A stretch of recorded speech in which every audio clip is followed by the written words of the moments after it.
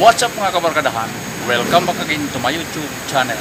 For today's video guys, so ipapakita ko sa inyo kung paano magbaklas ng condenser fan motor ng Hino 500. So original installation pa ito guys.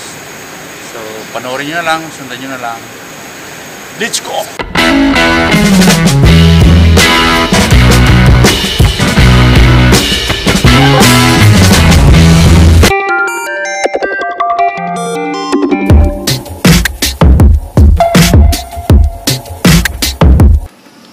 Ito guys, simulan na natin.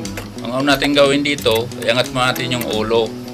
Ngayon, kaya natin iangat ang ulo kasi yung condenser nito nasa harapan ng gulong. At para makapasok tayo sa loob. So ito guys, simulan ko na. Ang ginagamit ko nga palang tools guys ay number 12. Kombinasyon. Ngayon, yung sa taas naman, lukutin yon. So, kailangan natin na gagamitin doon is socket. Kailangan din natin ng mahabang extension. So, ito munang muna natin kalasin yung kombinasyon na number 12. Wala lang nga pala guys, lahat ng bracket nito, condenser unit, ay puro number 12 yung tornilyo.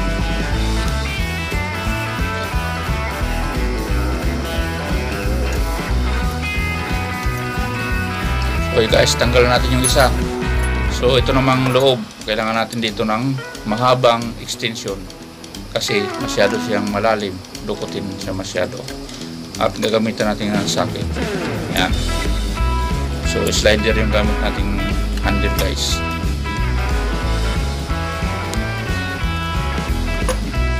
Hindi natin kailangan guys na tanggalin ng buo yung condenser unit. Ibaba lang natin siya para madukot natin yung condenser fan kasama ang motor.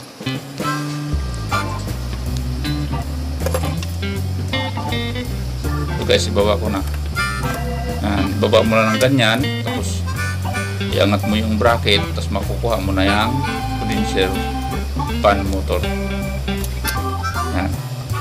So ang gagawin mo guys, bago mo makuha yung condenser fan motor, siyempre tatanggalin mo rin yung tornilyo niya kasi meron din siyang 4 na tornilyo na number 10. So siya naman yung size doon sa condenser fan motor. Number 10 naman ang kanyang tornilyo. So kailangan yung gumamit ng kombinasyon na number 10. So tiyagaan lang guys, medyo dukutin to, lalo yung cut to sa bandang kanan, sa taas, dukutin mo talaga ng gusto. Ito guys, oh, yan, dinudukot. Yan. Kung medyo maiksi ang kamay mo dito, talagang mahihirapan ka. Yan. Medyo mahaba naman ang kamay ko, kaya medyo easy lang sa akin. So yan guys. Pag natanggal ko na yan, ito, pag natanggal ko na to guys, pwede na natin makuha yung condenser. So ito na guys. Ito guys, nakita nyo. Yan. Ito yung motor nasa loob. Yan. So ganun lang kabilis guys. So yan lang guys. Thank you for watching.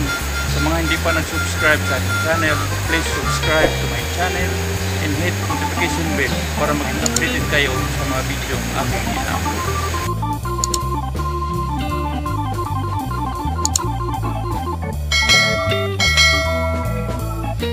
At sa mga makapanood nito, kung nagustuhan nyo ang video ito, paki-like nyo na rin at paki-share nyo na rin sa inyong mga kaibigan, kamag-anak at katrabaho.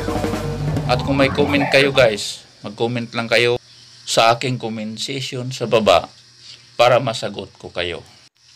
So yun lang guys, maraming salamat.